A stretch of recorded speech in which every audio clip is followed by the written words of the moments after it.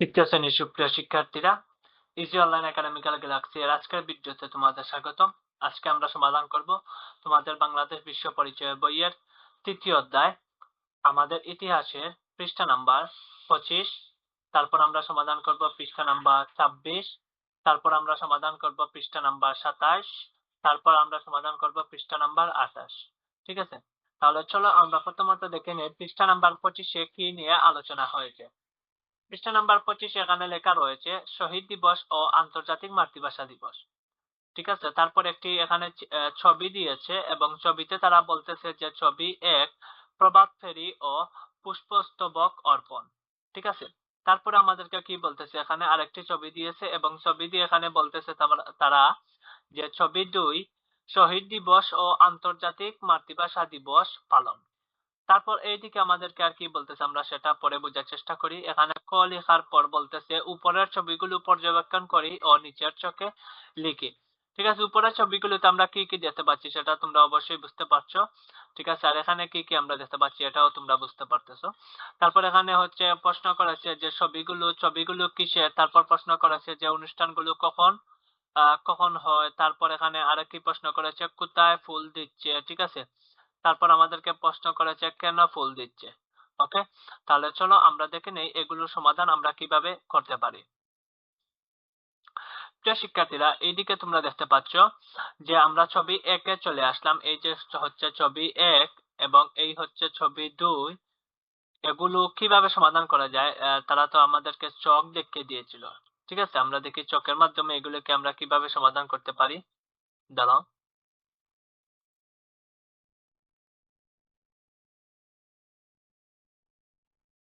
হ্যাঁ, এখানে তোমরা দেখতে পাচ্ছ যে ছবিগুলো কিসের, তারপর বলছে অনুষ্ঠান কখন হয়, তারপর অনুষ্ঠানগুলো কখন হয়, তারপর কোথায় ফুল দিচ্ছে, তারপর কেন ফুল দিচ্ছে। ঠিক আছে, আমরা আমাদের বলতেছে এই পাশে লেখার জন্য। এই যে দেখতে পাচ্ছ উত্তর, প্রথমে আমাদেরকে বলেছিল যে ছবিগুলো কিসের। উত্তর কি? উত্তর হচ্ছে ছবিগুলো শহীদ দিবস ও আন্তর্জাতিক মাতৃভাষা দিবস পালনের বিভিন্ন কর্মসূচি। তার মানে ছবিগুলো কিসের ছিল? শহীদ দিবস ও আন্তর্জাতিক মাতৃভাষা দিবস পালনের বিভিন্ন কর্মসূচির ছবি ছিল এই দুইটা। তারপর আমাদেরকে বলেছিল যে অনুষ্ঠানগুলো কখন হয়। এই যে এখানে দেখতে পাচ্ছি উত্তরে লেখা রয়েছে অনুষ্ঠানগুলো কখন হয়। এখানে বলেছে তারা অনুষ্ঠানগুলো প্রতি বছরে 21শে ফেব্রুয়ারিতে অনুষ্ঠিত হয়। তাহলে অনুষ্ঠানগুলো কখন অনুষ্ঠিত হয়? প্রতি বছর 21শে ফেব্রুয়ারিতে অনুষ্ঠিত হয়। কখন ফুল দিচ্ছে? এখানে আনসার হচ্ছে জাতীয় শহীদ মিনারে ফুল দিচ্ছে। কোথায় ফুল দিচ্ছে? ঠিক আছে, এখানে লেখা রয়েছে কোথায় ফুল দিচ্ছে, আর আনসার হচ্ছে জাতীয় শহীদ মিনারে ফুল দিচ্ছে। ঠিক আছে, তারপর হচ্ছে কেন ফুল দিচ্ছে। কেন ফুল দিচ্ছে এই প্রশ্নের আনসার কি? এই প্রশ্নের আনসার এখানে লেখা রয়েছে 1952 সালের 21শে ফেব্রুয়ারিতে মাতৃভাষা মর্যাদা রক্ষার জন্য জীবন দেওয়া শহীদদের প্রতি শ্রদ্ধা প্রদর্শন করার জন্য ফুল দিচ্ছে। অর্থাৎ যারা 1952 সালে 21শে ফেব্রুয়ারিতে মাতৃভাষা মর্যাদা রক্ষার জন্য জীবন দেওয়া শহীদদের প্রতি শ্রদ্ধা প্রদর্শন করার জন্য কি ফুল দিচ্ছে সবাই। ঠিক আছে, যারা 1952 সালের মাতৃভাষার জন্য আন্দোলনে তারা শহীদ হয়েছিলেন। ঠিক আছে, তারপরে এখানে আমাদেরকে তারপরে বলতেছে আমাদেরকে কি বলতেছে আমরা সেটা বুঝার চেষ্টা করি। পৃষ্ঠা নাম্বার 25 এখানে তারা অনেকগুলো কথা বলেছে, আমরা সেগুলো বুঝার চেষ্টা করি।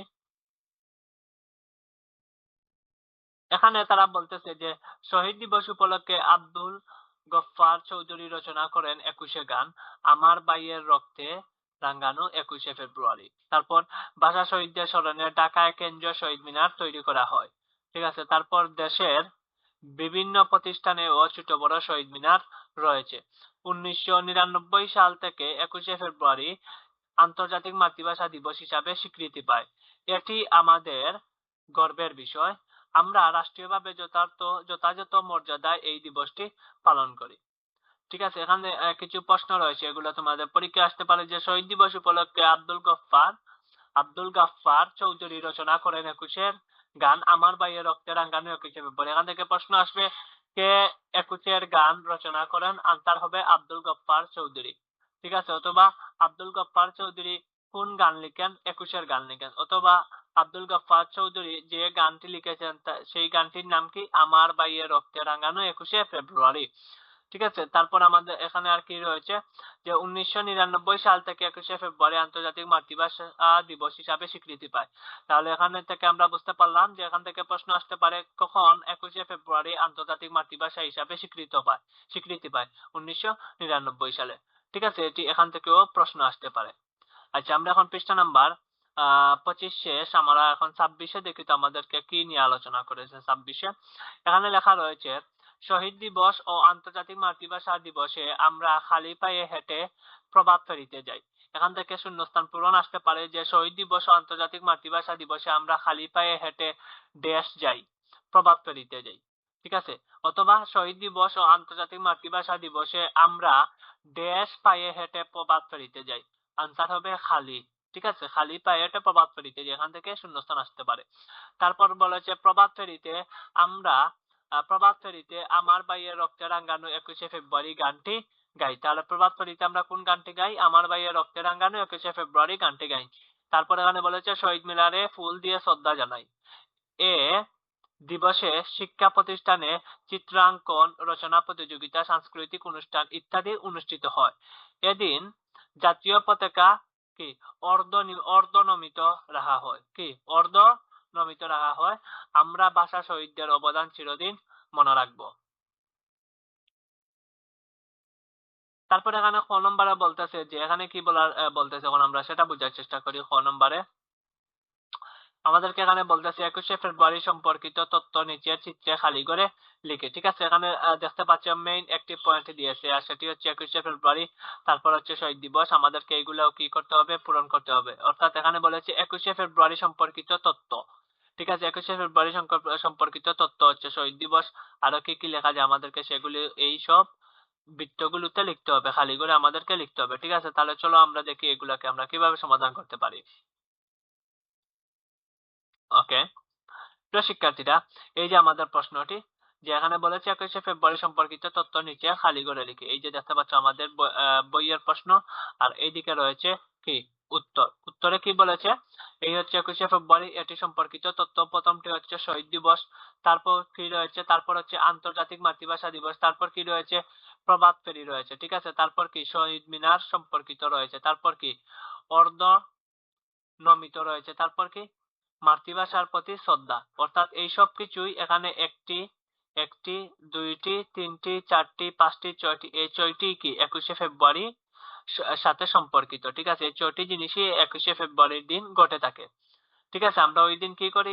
এই দিন আমরা শহীদ দিবস পালন করি, পাশাপাশি আমরা আন্তর্জাতিক মাতৃভাষা দিবসে পালন করি, প্রভাত ফেরি যাই, তারপর শহীদ মিনারে যাই। ঠিক আছে, মাতৃভাষার প্রতি শ্রদ্ধা জানাই। ঠিক আছে, তারপর অর্ধনর্মিত, এখানে জাতীয় পতাকা থাকে কি অর্ধ নমিত। ঠিক আছে, তারপর আমরা দেখি তো পরবর্তী আলোচনা কি রয়েছে। আমরা এখানে দেখি হ্যাঁ, আমরা গ নম্বরে দেখি কি নিয়ে আলোচনা করেছে তারা। এখানে তোমরা দেখতে পাচ্ছ গ নম্বরে বলেছে যে শহীদ দিবস ও আন্তর্জাতিক মাতৃভাষা দিবসের গুরুত্ব সম্পর্কে 3টি বাক্য তৈরি করি। শহীদ দিবস ও আন্তর্জাতিক মাতৃদিবসের গুরুত্ব কি বলেছে? গুরুত্ব সম্পর্কে 3টি বাক্য তৈরি করি। বাক্য কি? এই যে আমি তোমার সাথে কথা বলতেছি, আমি যেসব কথাগুলা বলতেছি এগুলা এক একটি বাক্য। ঠিক আছে, এগুলো এক একটি বাক্য। অর্থাৎ এই যে বিদ্যালয় থেকে শুরু করে এই যে দাড়ি পর্যন্ত রয়েছে, এই এতটুকু পর্যন্ত হচ্ছে এই সারাটাই হচ্ছে কি একটি বাক্য। যে বিদ্যালয়ের প্রভাত ফেরিতে শহীদ মিনারে ফুল দিয়ে শ্রদ্ধা জানানোর অভিনব কি বলেছে? ভূমিকা বিনয় করি। দাঁড়াও, হ্যাঁ, আচ্ছা, এখানে আমাদেরকে বলেছিল কি বাক্য তৈরি করার জন্য কি শহীদ দিবস ও আন্তর্জাতিক মাতৃভাষা দিবসের গুরুত্ব নিয়ে। এখানে 1 নম্বরটা দেখতে পাচ্ছি, 1 নম্বর বাক্য আমাদেরকে এখানে লিখতে হবে, তারপর 2 নম্বর বাক্য আমাদেরকে এখানে লিখতে হবে, তারপর কি 3 নম্বর বাক্য আমাদেরকে এখানে লিখে দিতে হবে। তাহলে চলো আমরা দেখি এটার সমাধান কি রয়েছে। আচ্ছা, এই হচ্ছে আমাদের বক্সটি ছিল যে শহীদ মিনার ও আন্তর্জাতিক মাতৃভাষা দিবসের গুরুত্ব সম্পর্কে 3টি বাক্য আমরা এখানে দেখতে পাচ্ছি। তারপর এই পাশে আমরা দেখতে পাচ্ছি কি? আমরা দেখতে পাচ্ছি এখানে উত্তরও রয়েছে। ঠিক আছে, তাহলে চলো আমরা দেখি যে উত্তরগুলোতে প্রথম বাক্য কি লেখা যায়।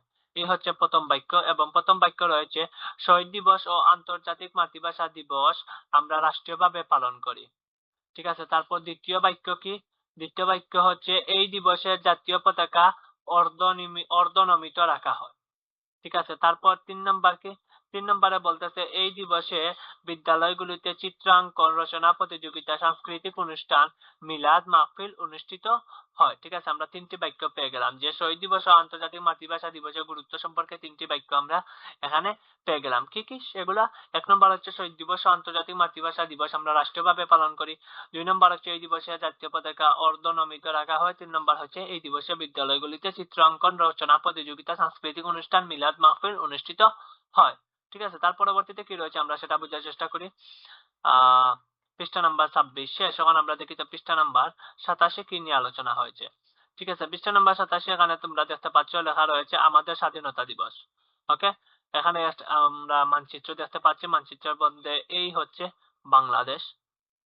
ঠিক আছে, এখানে তোমরা কি লেখা রয়েছে দেখো তো।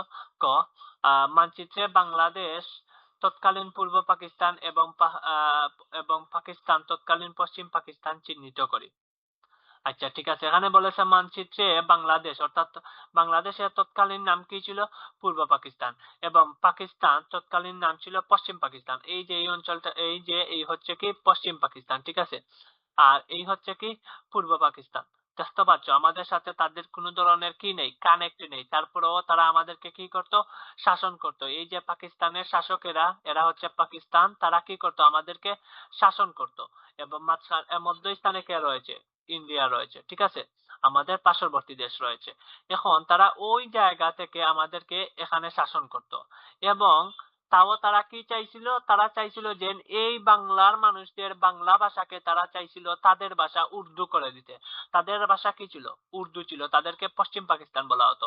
আর এই পশ্চিম পাকিস্তানের উর্দু ভাষা তারা চাইছিল যে বাংলাদেশ অর্থাৎ পূর্ব বাংলাদেশের রাষ্ট্রভাষা করে দিতে। অর্থাৎ বাংলা ভাষা বাদ দিয়ে তারা চাইছিল তাদের ভাষা উর্দু ভাষাকে আমাদের রাষ্ট্রভাষা করে দিতে। ঠিক আছে, তখন আমাদের দেশের জনগণ এ নিয়ে আন্দোলনে নেমে যায়। 1952 সালে আন্দোলন হয়। আন্দোলনে বিভিন্ন হাজার হাজার মানুষ শহীদ হন। তার মধ্যে অনেক কয়েকজন সম্মানিত মানুষ রয়েছেন, তাদের নাম আমরা পিছনে পড়েছি। সম্মানিত শহীদেরা এই যেখানে দেখতে পাচ্ছ, সালাম ভাষা শহীদ তারা, তারপর হচ্ছে রফিক, তারপর আরেকজন হচ্ছেন বরকত, তারপর আরেকজন হচ্ছে জব্বার।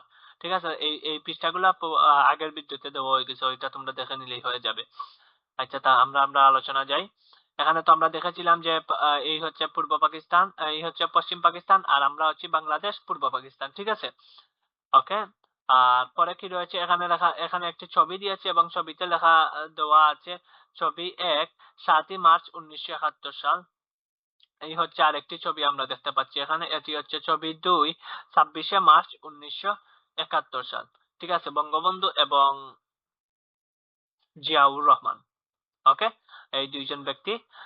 এখন আমরা ক নম্বরে দেখি এখানে কি বলতেছে। 1 নং ও 2 নং ছবি পর্যবেক্ষণ করি ও কোন ছবিতে কি হচ্ছে তা লিখি। 1 নং ও 2 নং ছবি কি করি? পর্যবেক্ষণ করি ও কোন ছবিতে কি হচ্ছে তা লিখি। আচ্ছা, 1 নং ছবি আমরা পর্যবেক্ষণ করতেছি। আমরা দেখতে পাচ্ছি বঙ্গবন্ধু শেখ মুজিবুর রহমান ভাষণ দিচ্ছেন, সামনে রয়েছেন লক্ষাধিক মানুষ, এবং এখানে দেখতে পাচ্ছি ছবি 2 জিয়াউর রহমান কি তিনিও ভাষণ দিচ্ছেন। ঠিক আছে, এবং আর্মি ড্রেস পরা রয়েছে তার। ঠিক আছে, এবং সেটি হচ্ছে 26শে মার্চ 1971 সাল। ওকে, আমরা দেখি তো এখানে আমাদেরকে বলেছে এখন 2 নং ছবি পর্যবেক্ষণ করি এবং কি হচ্ছে তা লিখি।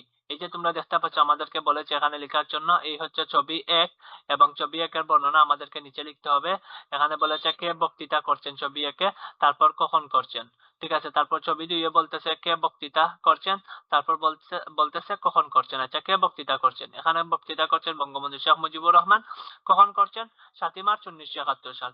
এখানে বক্তব্য করছেন জিয়াউর রহমান, এবং কখন করছেন? কি 26শে মার্চ 1971 সাল। আমরা এই দুইটা তো এখানে বসিয়ে দিলেই হয়ে যাচ্ছে। ঠিক আছে, তারপর আমরা আমাদের গাইডের সহায়তা নেই। এখানে তোমরা দেখতে পাচ্ছ কে বক্তৃতা দিচ্ছেন, কি করছে এগুলা। এই যে আমরা এখানে দেখতে পাচ্ছি কে বক্তৃতা দিচ্ছেন, জাতির জনক বঙ্গবন্ধু শেখ মুজিবুর রহমান। আর এখানে কি আহ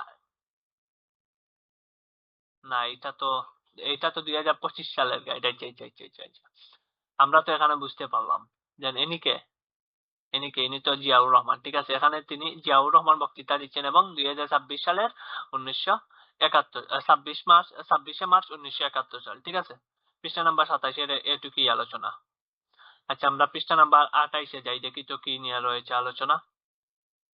পৃষ্ঠা নাম্বার 28-এর এগুলা তো আমাদের শেষ, আমাদেরকে এখন এগুলা পড়তে হবে। এখানে কি বলেছে দেখি তো আমরা এখান থেকে কোনো ধরনের প্রশ্ন পাই কিনা। এখানে বলেছে পাকিস্তান রাষ্ট্র প্রতিষ্ঠার পর থেকে পাকিস্তানের শাসক গোষ্ঠী পূর্ব পাকিস্তানের মানুষকে শোষণ করতে থাকে। ঠিক আছে, প্রতিবাদে দেশের মানুষ পাকিস্তানি শাসকদের বিরুদ্ধে আন্দোলন শুরু করে। তারপর 1971 সালের, আমি তোমাদের এইগুলা প্রথমেই বলেছিলাম, এই দুইটি চিত্র দেখে আমি তোমাদেরকে এইগুলা প্রথমেই বলেছিলাম, ঠিক আছে, যে এই পশ্চিম পাকিস্তান অর্থাৎ পাকিস্তানের মানুষ বাংলার মানুষকে কি করত, শোষণ করত, অত্যাচার করত। ঠিক আছে। আচ্ছা, তারপর এখানে বলতেছে 1971 সালের 7ই মার্চ মুজিবুর রহমান ঢাকা রেসকোর্স ময়দানে বিশাল জনসভায় ভাষণ দেন। কে ভাষণ দেন? মুজিবুর রহমান, শেখ মুজিবুর রহমান 7ই মার্চ ঢাকা রেসকোর্স ময়দানে, ঠিক আছে, বিশাল জনসভায় ভাষণ দেন। ওই ঐতিহাসিক ভাষণে তিনি ঘোষণা করেন, এবারের সংগ্রাম আমাদের মুক্তির সংগ্রাম, এবারের সংগ্রাম স্বাধীনতার সংগ্রাম।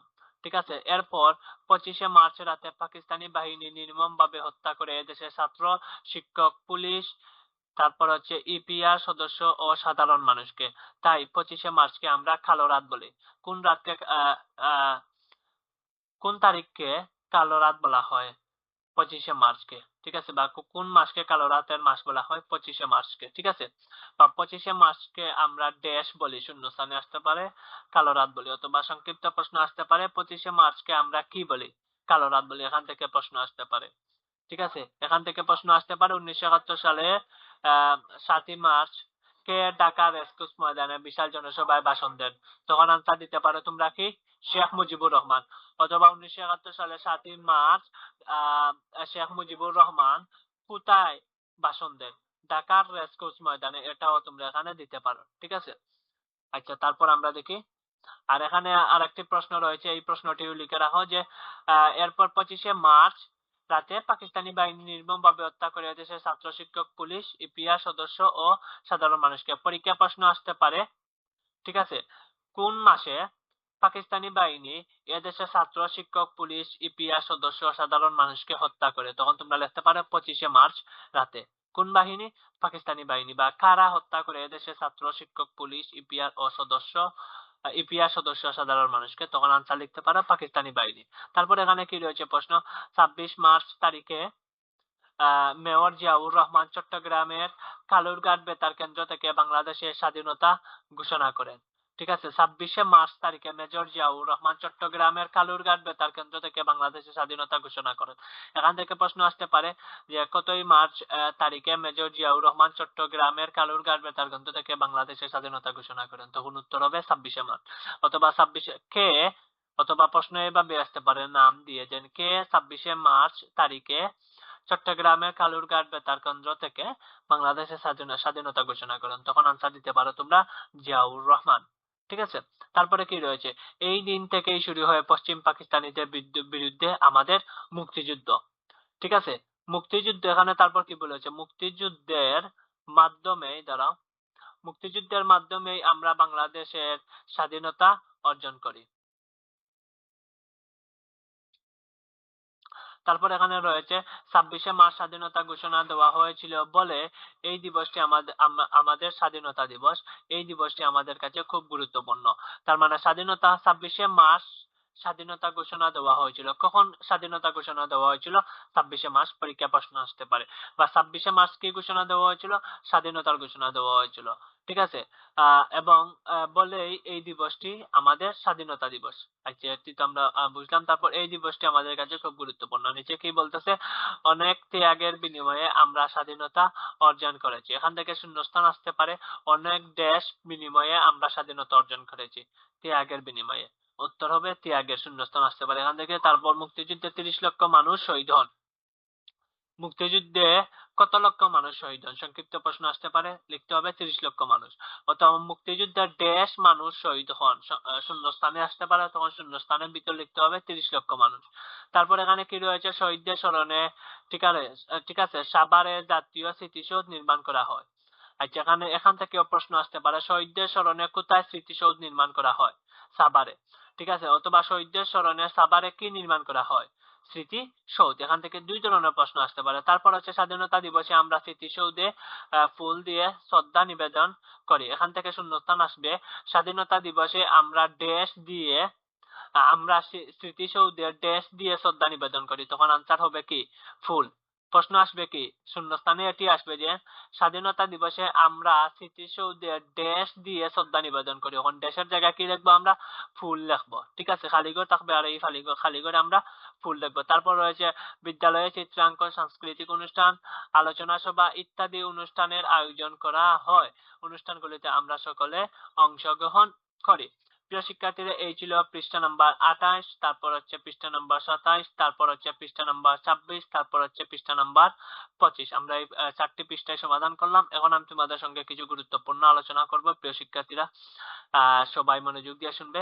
তোমাদের মধ্যে যারা চাচ্ছ আমাদের সাথে অনলাইনে লাইভ ক্লাস করার জন্য, ক্লাস 3 অথবা তোমার বড় ভাই যারা বা বড় বোন যারা রয়েছে 3, 4, 5, ঠিক আছে, তাদেরকে আমি বলতেছি তোমরা যারা আমাদের সাথে চাচ্ছ অনলাইনে লাইভ ক্লাস করতে, সপ্তাহে 3 দিন অর্থাৎ শনিবার হলে রবিবার বন্ধ, রবিবার বন্ধ থাকার কারণে সোমবারে হবে, তারপর মঙ্গলবার বন্ধ, তারপর বুধবারে নেওয়া হবে ক্লাস। এভাবে সপ্তাহে 3 দিন করে সারা বছর চলতে থাকবে এবং তোমাকে প্রতি মাসে দিতে হবে 500 টাকা। ঠিক আছে, তারপর আমি তোমাদেরকে আচ্ছা টাকা লিখি এখানে।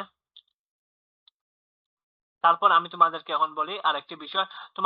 তোমরা যারা মনে করতেছো যে আমাদের ঘরে তো এখন টিচার রাখা হয়ে গেছে, তাহলে আমরা কি করতে পারি, তোমরা চাইলে অথবা যাদের টাকা পয়সা নাই পড়ার খরচ চালানোর মতো, তাদের জন্য ইজি অনলাইন একাডেমিক্যাল গ্যালাক্সি একটি সুবর্ণ সুযোগ নিয়ে এসেছে। অর্থাৎ আমরা চাই না আমাদের দেশের একটি ও শিক্ষার্থী যেন পড়ালেখা থেকে বঞ্চিত থাকে।